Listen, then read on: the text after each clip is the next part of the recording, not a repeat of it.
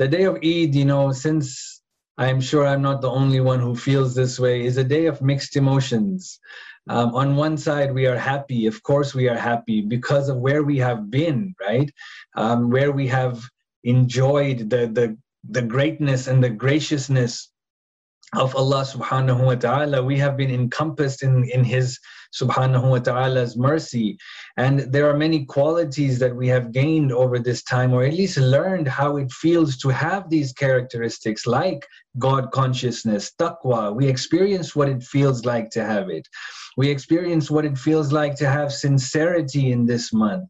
And we have been promised that if we do the best that we can and that we avoid sins, that we would indeed be forgiven by Allah subhanahu wa ta'ala. Amir al-Mu'mineen Ali ibn Abi Talib alayhi salam, Allahumma salli ala Muhammadin wa ali Muhammad, says in the tradition, wa'alamu ibadallah, know, all the servants of Allah, inna adna ma lis-sa'imina was-sa'imat, that the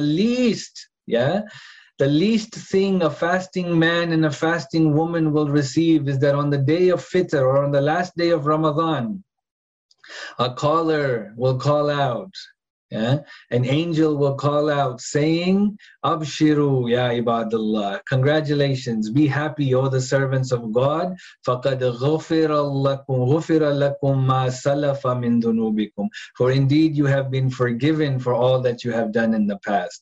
Now, of course, we have to remind ourselves, right, just because we are forgiven, inshallah, that doesn't mean that we are, mashallah, new people. We are new in that there's a clean slate that we have, but our characteristics are still the same. And this is where we hope that we strove and we worked hard in the month of Ramadan to try and at least experience what new characteristics feel like. And maybe even some of us struggled enough to adopt new characteristics. But if you think about all of that, all of these things that we have, inshallah, been able to attain in this month of Ramadan, it's hard not to feel happy. We should be joyful. It's not just about eating and drinking and that I can get my cup of coffee today, or I can have lunch today and I can have a snack today.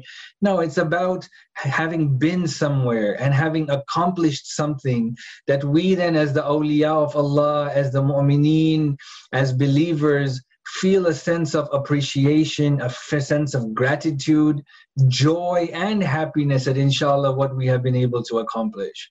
But on the other side, we find that we have also a feeling of sadness too, right? Again, because of where we have been, because of what we will now miss out. The extra benefits come to an end, right? Sleep is no longer ibadat, unless we do wudu.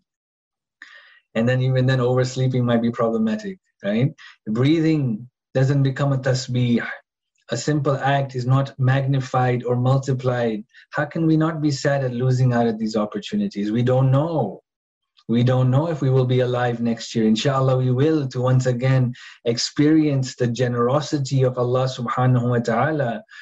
But there is a feeling of sadness at what we're missing out. There is a feeling of sadness now that we are bidding farewell to being the special guests of Allah subhanahu wa ta'ala, and having been invited to the banquet of Allah subhanahu wa ta'ala. When you leave a guest, when you leave a loved one, there's always a feeling of a little bit of sadness, right? Here we are leaving the special banquet of Allah subhanahu wa ta'ala. No doubt we are filled with sadness, trepidation, right? Our fourth Imam as-Sajjad alayhi salam, when he talks about bidding farewell to the month of Ramadan, he says, فَنَحْنُ مُوَدِّعُوهُ وِدَاعَ مَنْ عَزَّ فِرَاقُهُ. He says, we are bidding farewell to this month with a type of farewell that it hurts us, it pains us, Ya Allah. I don't want to leave, right?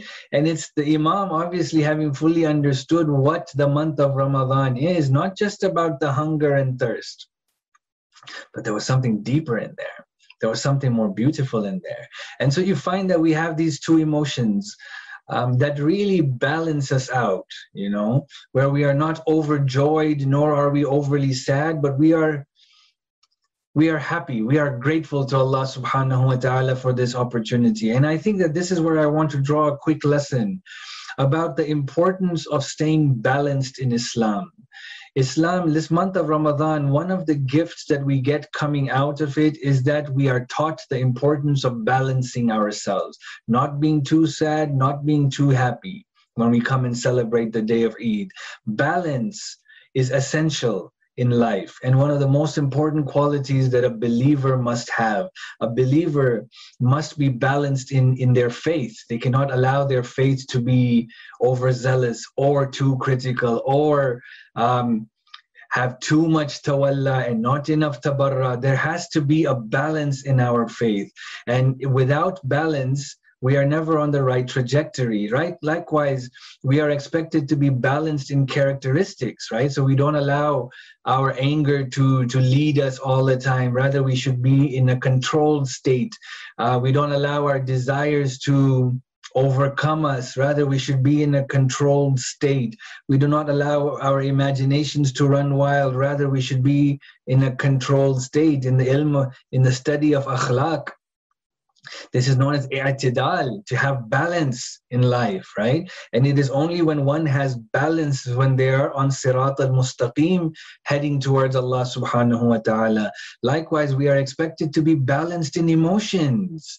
What does Allah say in the Quran? He says in Surah Al-Hadid, verse number 23, لِكَيْ لَا تَأْسَوْا عَلَى مَا فَاتَكُمْ وَلَا تَفْرَحُوا بِمَا آتَاكُمْ, that you do not despair over that which has been taken away from you, nor do you exhibit pride at what has been given to you. I think this month of Ramadan is a very beautiful description of what Allah expects when it comes to this balance. And so what we see is that this gift of balance is very important. We need to learn to apply this balance into our lives, whether it is when we check our emotions. You know what makes Amir al-Mu'mineen the Amir of Mu'mineen is that he was balanced. Amir al-Mu'mineen could be the bravest warrior, but yet he could be the most loving and caring companion.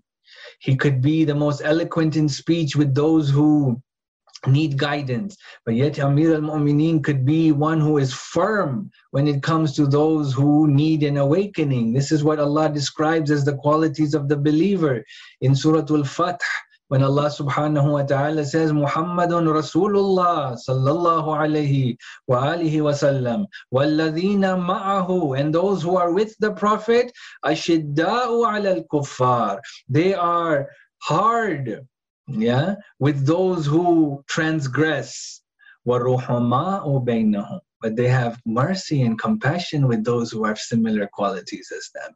We need to learn to find this balance. We need to learn to find a balance in our characteristics.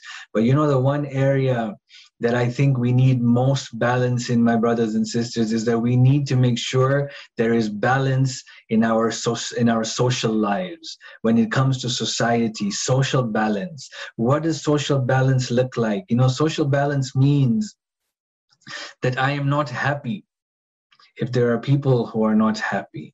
That it's not enough that I am satiated, that I am filled, when there are people who are not satiated. It is not enough that I am clothed when there are people who are not clothed. Allah Tabaraka wa Ta'ala wants us in this day of celebration, in this day of Eid, to not forget about this balance, that there are people in this world who are going through extreme hardship. There are people who are going through extreme difficulty. We see what's happening in Kabul, in Afghanistan, in Palestine, in Syria, in India, in Yemen. We can go on, and even locally, we have people who are struggling. As I celebrate today, I make sure that I say a special prayer for those who are enduring difficulty, that inshallah Allah can create a social balance. But I also try my best through donations, through the giving of whatever that I can, through the supporting of any causes, through the signing of any letters, any petitions, whatever it is that I can do, to show Allah that, Ya Allah, I am grateful for where you have put me, but yet, Ya Allah, I want to ensure that everyone is on a similar platform, that we can all work towards you, O Allah. And this is where I hope that inshallah we can take this amazing lesson of Shahr Ramadan, and apply this lesson into our lives of social balance and balance of all types.